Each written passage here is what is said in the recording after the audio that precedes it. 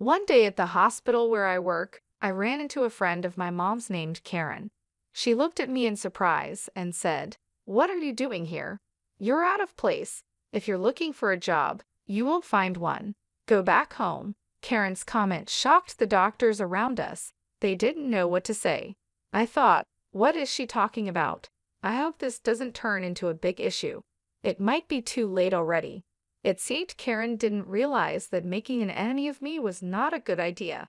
I couldn't keep quiet anymore and confronted her. "Karen, you really don't hold back, do you? Or do you just not get it?" Looking confused, she answered, "Huh? What are you talking about?" "My name is Olivia. I'm 37 years old, a mother of an active 9-year-old daughter and a playful 2-year-old son. My husband, Jackson, who is 3 years younger than me, is a dedicated nurse at a general hospital.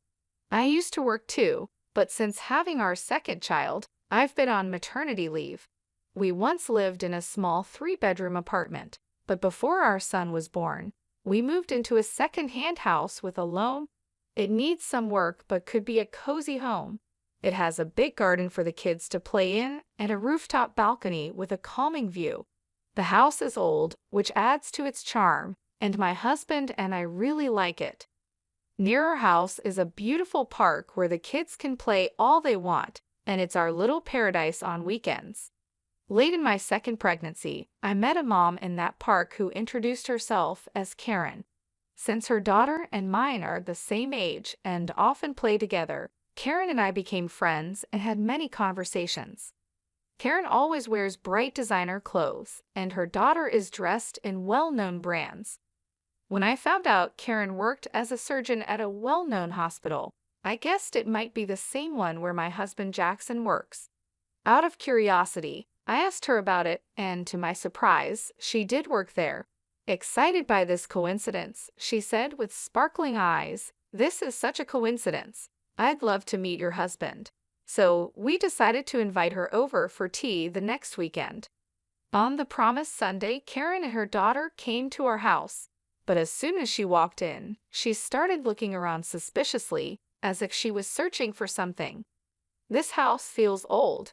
Did you inherit it from your family?" she asked. "No," I replied. "We bought it secondhand and moved in just last year. It is indeed old." As my husband spoke, Karen examined each piece of furniture as if she was evaluating its worth. We were taken aback by her rudeness. Meanwhile, the children played happily in the playroom, and only the adults were quietly enjoying tea in the living room. "Jackson, which department do you work in at the hospital?" Karen asked. "I work in the emergency department," Jackson said, a bit embarrassed. "But actually, I'm not a doctor, I'm a nurse. I support the doctors." "Really? You're a nurse?" she asked.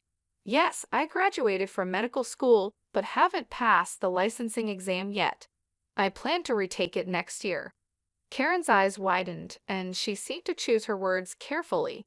It's quite unusual to hear of someone graduating from medical school and not passing the licensing exam. Her next words made us uncomfortable. "Can a nurse's salary really support a family with children? Are you managing the mortgage payments and living expenses okay? Or is that why you chose an old secondhand house?" Her questions hurt us, and all we could do was give an erased smile. Karen made several more rude remarks, and we were speechless. After she left, I apologized to Jackson for the uncomfortable situation. "Jackson, I'm really sorry if I made you feel uncomfortable because of what Karen did. Maybe I should keep some distance from her from now on." "Don't worry about it," Jackson reassured me with a warm smile. "It was unexpected, but her personality certainly stands out. It's good to connect with other moms in the neighborhood, but I decided it would be best to not get too involved with Karen in the future." As time passed, new changes came to our family. I reached full term and safely gave birth to our second son. After celebrating his first birthday, I started to think about returning to work. Luckily, Jack's parents live nearby and have been a great help with the kids. Then, one day, I had some business at the hospital where my husband works. With some time before my meeting, I grabbed a hot coffee at the hospital cafe. and was taking a moment to relax when I heard a familiar voice behind me. It was Karen. Oh my, isn't that Olivia? It's been such a long time. Hello, Karen. How have you been? Good. What brings you here today? Are you here to see Jackson? Maybe for a job interview or something? It must be tough on just Jack's income, right? Her tone was sarcastic, and she had a smug look as she spoke. Wanting to avoid a troublesome conversation, I responded lightly, well, something like that. However, Karen continued to pry, looking me over. This hospital has various stores, right? So where are you working part-time? At the convenience store or maybe the restaurant? After a brief silence, I curtly replied, sorry, it's about time for my appointment. I quickly left the cafe and moved swiftly through the hospital. I took the elevator to the top floor. My destination was the director's office, where I had an important job consultation. After about an hour of discussion, I headed to the large auditorium of the university for my next appointment. There was an important announcement scheduled that afternoon with all the hospital staff gathered. On the way to the auditorium by chance, I ran into Jackson. Jackson, that's great. After the director's talk, let's go for lunch together, I suggested. Sounds good. It's a bit of a walk, but how about pasta? He offered with a smile. The pasta place behind the hospital sounds good. I haven't been there in a long time. I'm actually looking forward to it, I agreed happily.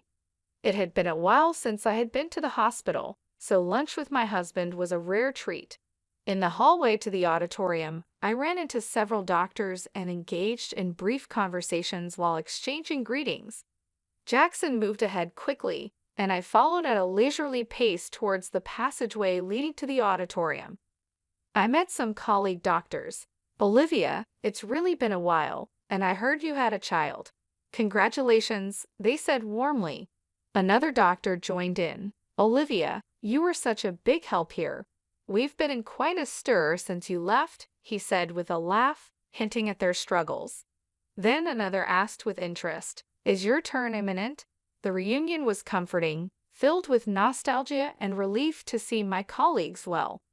But the atmosphere quickly changed when Karen appeared. Olivia, why are you here? Karen asked curiously. Are you heading to the auditorium by any chance? Yes, that's right. I have some business, I responded modestly yet clearly with several colleagues around. But Karen's questions grew more pressing. But the gathering is only for doctors and nurses, right? Why would a part-timer be here? She asked, not hiding her skepticism. Her remark brought silence to the corridor, a silence that felt heavy. A part-time lady like her, a doctor muttered. Is she okay? Another murmured worriedly. I tried to ignore Karen's words, not wanting to stir up unnecessary trouble. However, Karen seemed only more provoked. Why are you ignoring me? It's like you don't think at all. You, Karen exclaimed with a sneer. Lost your way? The auditorium isn't this way. If you're looking for part-time work, go the other direction. Now, please leave, she commanded, looking down on me. The doctors present were appalled by Karen's behavior, but they stood by me, trying to diffuse the situation. They raised their voices in unison against Karen. Disappointment and anger were evident on their faces, and their voices contained a strong sense of rejection toward her actions. Hold on, what kind of way is that to speak to Olivia? Don't you have any manners? Apologize to her right now, they demanded, not just disapproving but reproaching Karen's conduct. The doctors gathered, looking tense, and confronted Karen. The atmosphere was charged with tension. Faced with a united front against her, Karen appeared confused and at a loss for words. What's going on? I just pointed out that she doesn't belong here. The meeting is only for relevant personnel, and she doesn't fit the bill, right? She tried to justify her stance. But my patience had reached its limit. With a composed tone, but with content sharp as a blade, I addressed Karen. Karen, you really are brave, aren't you? Or is it that you simply can't read the room?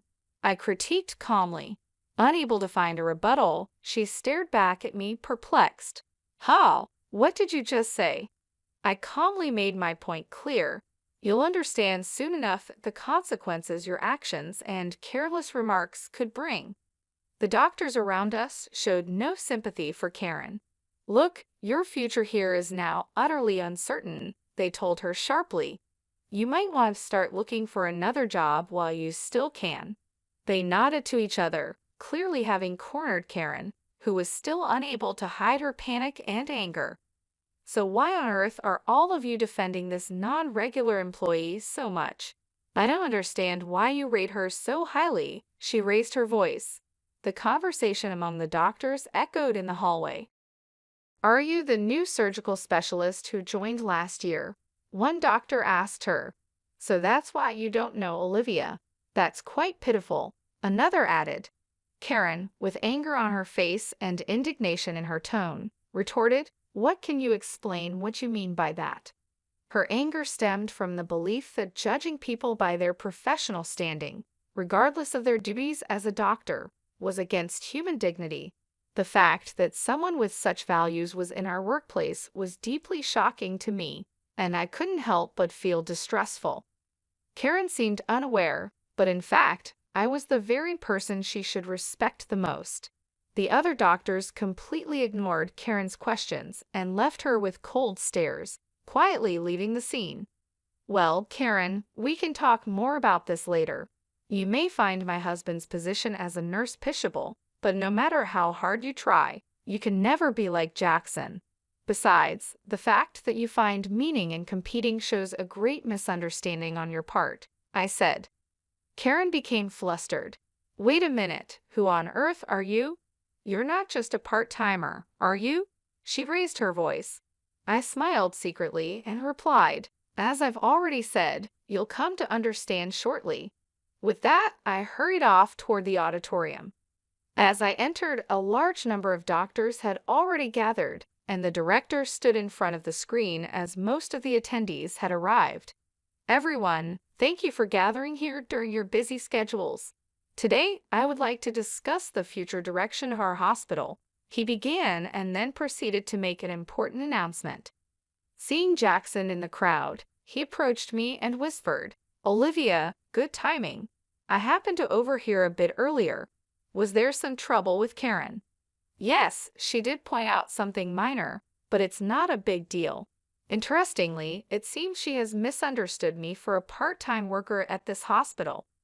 I replied, and Jack looked shocked. He responded, No way, Olivia as a part-timer. We couldn't help but laugh at how ridiculous the situation was. During this, the director finished explaining the annual business plan and moved on to an important personnel announcement. As you all know, our hospital has enough doctors and nurses. To further improve our medical services, we plan to start overseas training programs. The first training is scheduled in 3 months, and we will select 6 doctors and 6 nurses for it, he announced. This news was met with cheers from the doctors, and everyone was excited about the opportunity. Overseas training was a great chance to learn about the latest medical practices worldwide, and since it was the hospital's first initiative of its kind, everyone was thrilled. The director then said, Now, let's move on to announcing the selected 11. I remarked with a slight surprise, Look, the medical students have already been chosen. Jack listened silently next to me, waiting for the announcement to continue. First, I would like to introduce Dr. Karen. With her excellent clinical skills and remarkable treatment results, the director announced. There was no dispute in her selection. Surprisingly, Karen, who had just been in a conflict, was the first chosen as a trainee. The applause and cheers in the hall seemed to celebrate each accomplishment and effort. As Karen stepped forward, whispers of her notable achievements in medicine spread, highlighting her recognition among peers. The director continued with expectation. Now let's proceed with announcing the names of the rest who have been selected. A silence of mixed tension and anticipation fell as the names of the chosen 11 were called out one by one. Although Jack's name was not called this time, his expression showed no disappointment. He quietly watched with a sense of celebration as each selected individual stepped forward. Addressing the 11 lined up on stage, the director asked, "Are all of you ready in spirit for the training? Please share a word about your enthusiasm and determination." He encouraged them gently. Each gave a brief but resolute speech, reaffirming their strong intentions. After everyone had spoken, it was finally Karen's turn. She spoke with proper decorum yet confidently. "I am truly grateful for this training opportunity. I aim to help our hospital progress further with the advanced medical techniques I will learn abroad," she said with a polished greeting. Then she turned slowly towards where we were seated and continued in her assertive tone. "However, this hospital has inexperienced nurses who continue to fail the national exam and bold individuals who try to attend medical conferences despite not being regular staff. I intend to improve and transform all these aspects." Karen's bold statement changed the mood in the room, and the looks directed at her turned cold. Her words brought out the hospital's tensions and showed how risky youthful overconfidence can be. The director's intense gaze seemed to freeze the room, adding gravity to the situation. Maintaining his calm, the director asked Karen, "Karen, that comment was about those two sitting there, wasn't it?" His smile was calm, but didn't reach his eyes. Confidently nodding, Karen replied, "Yes, exactly. There are those unfit for this noble assembly." Remaining composed, the director then called out unexpectedly, "Olivia, could you come forward, please?" With this invitation, I, who had been just an observer, suddenly became the center of attention. Confused and beginning to lose her confidence, Karen asked, "Why her? Why are you calling her name?" The director, showing disappointment towards Karen, said in a quiet voice, "Karen, I am disappointed in you. Olivia, please introduce yourself to everyone." Taking a deep breath, I started, "Hello, everyone. It's been a while. I am Olivia, the chief of the medical department. I apologize for any inconvenience my maternity leave may have caused, but I will be resuming my duties next month. I look forward to working with you all again." Karen's voice couldn't hide her surprise. "Wait, she's the chief of the medical department." Her eyes searched the room for confirmation. Indeed, as the head of the medical team, I was about to return to my role. I had taken a 3-year parental leave to give birth to and raise my first son. The director, confirming the truth, added quietly, "By the way, Olivia is my daughter." His words rang clear in the room, clearly defining the situation. Karen's expression shifted from confusion to shock. Her mouth opens as if she wanted to object, but no words came out. The room, filled with hospital staff, couldn't hold back, and suppressed laughter spilled out at the unexpected turn of events. The director spoke in a relaxed tone, "Karen, for this upcoming overseas training, you have been assigned to be the team leader. Your deployment will be in a conflict zone in the Middle East. There is a shortage of both medication and medical equipment, and it's going to be very challenging. It will be interesting to see how well your skills hold up there. But don't worry, Olivia will be there to support you. Try to learn as much as you can under her guidance." Proud, Karen responded with dignity, "I am a doctor too. Although I have no experience working abroad, my clinical skills and treatment records are first class. I will not allow myself to be underestimated." I replied to Karen with a calm but firm voice, "Let me make one thing clear, Karen. In the near future, I am going to take over the directorship of this hospital from my father. Do you understand the weight of this fact?" Karen's expression stiffened. Seeing this, I continued, "Yes, it seems you understand well. Depending on my decision, your future in this hospital may be affected." Karen could no longer hide her agitation. "I haven't heard such a thing," she muttered. Jackson intervened calmly, adding quietly, "Karen, we had not informed you about that matter beforehand. Your disrespectful attitude towards Olivia may well be something you deeply regret in the future." Towards the end of the meeting, the director stated firmly, "Please, everyone, a bit of silence. Karen in the discussions here, in the end, results are everything. No matter how excellent you may be, that is just one aspect. What's important is the results you can achieve in this hospital, and on that front, I have great expectations of you." Karen fell silent at the director's words, bowed her head, and nodded without saying anything. The director concluded, "Today's meeting is adjourned." As his words ended, everyone in the auditorium stood up and returned to their respective places. Stepping out of the director's office leisurely, I casually said, "Shall we go for lunch? I've got a craving for pasta today." Side by side with Jackson, we left the meeting behind us. I started walking towards our favorite pasta place behind the hospital, leaving the building behind. As we were about to pass the small smoking area set up behind the hospital, I spotted Karen. She was deep in thought, taking a drag of her cigarette. When our eyes met, Karen awkwardly looked away. Just then, a loud crash caught our attention. A car had rear-ended another in an accident. Jack and I sprang into action immediately. The area was nearly deserted, so it was crucial for us to move quickly to help. "Are you okay?" Jack called out with concern and quickly checked on the people involved in the accident. One was the driver in the car that was hit, and another was a pedestrian who happened to be walking by. Karen also rushed to the accident scene, but seemed overwhelmed by the chaos. Acting on my medical instincts, I began to give directions. "Jackson, quickly get that man into a safe position and check his pulse," I instructed. Jack moved without wasting any time, following my instructions promptly.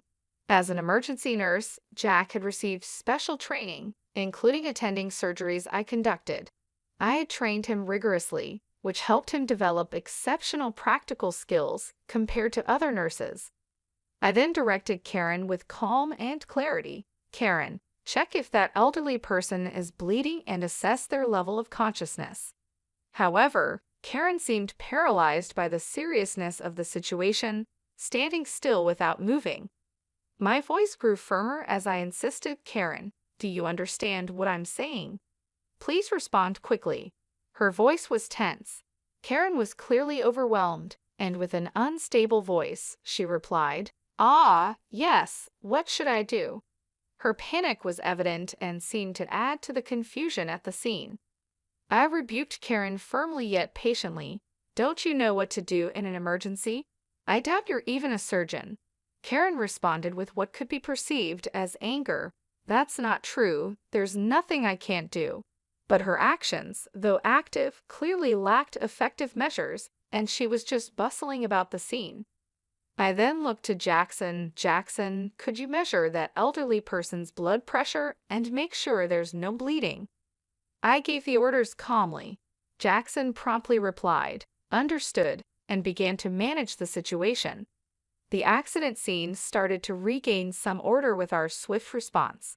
Jack spoke to Karen with unusual sternness. "Karen, come over here and help." Karen reacted to Jack's command. "What do you mean? A nurse asking for such a thing?" she complained. But Jack cut her off. "This is no place for someone who can't do anything. If you're not going to help in this critical moment where lives are at stake, please step back," he said decisively. Karen was at a loss for words and stepped back from the scene silently. Jackson assessed the situation and reported to me, "The vitals are stable, but there might be internal damage. We should conduct a thorough examination as soon as possible." As professionals, we showed readiness to collaborate with other medical staff around us, doing our best for the patients. I led the response steadily. "Let's begin the procedures then. And the driver over there seems disoriented, but I don't see any serious symptoms. Let's move him out of here. Karen, could you please call an ambulance on your cell phone?" Despite my instructions, Karen stood frozen, unable to move. I addressed her with suspicion. "Karen, I'm speaking to you. Do you hear me?" Karen seemed confused, hesitantly murmuring, What's the number for the ambulance again?" Jack intervened. "Just give me that phone." He stepped in and took over, arranging for the ambulance. About 10 minutes later, police and fire department personnel arrived, and the once chaotic accident scene started to be sorted out gradually. People gathered, including doctors, department heads, medical students, and even professors. Without being disturbed by this, I spoke to Karen with calm and stern emphasis on the gravity of the situation. Karen, to be frank, your actions earlier were more of a hindrance than a help. What exactly can you say you've accomplished? I posed the direct question. Karen was silent, unable to answer. In the medical field, every minute, every second can determine the outcome. This is not a place to protect your ego, I continued. Karen's voice was barely audible as she apologized. I'm sorry. The crowd at the accident scene quietly observed their exchange, and the director himself was also present. Karen just seemed out of place and embarrassed. I continued, Karen, you've looked down on Jack as just a nurse, but the fact is, your positions are different. There's no meaning in comparing you and Jackson. He is one of the most competent nurses in this hospital. Can't you see now how powerless and insufficient your actions were in this situation? Karen stubbornly retorted, if I had more experience in emergency situations, I could handle it perfectly well.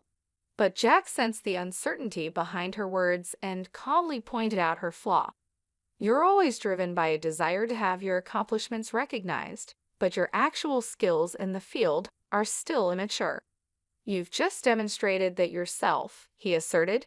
He continued, you say you'll gain experience in emergency treatment in the future, but this moment is also a practical situation.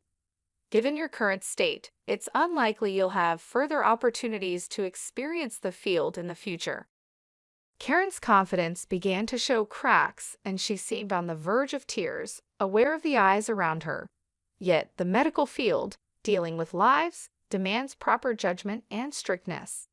Therefore, I had to make a tough decision that would impact Karen's future. Karen, I regret to say this, but your name will be removed from the Overseas Training Program candidate list, I declared. Karen was taken aback. What? I looked to the director for confirmation.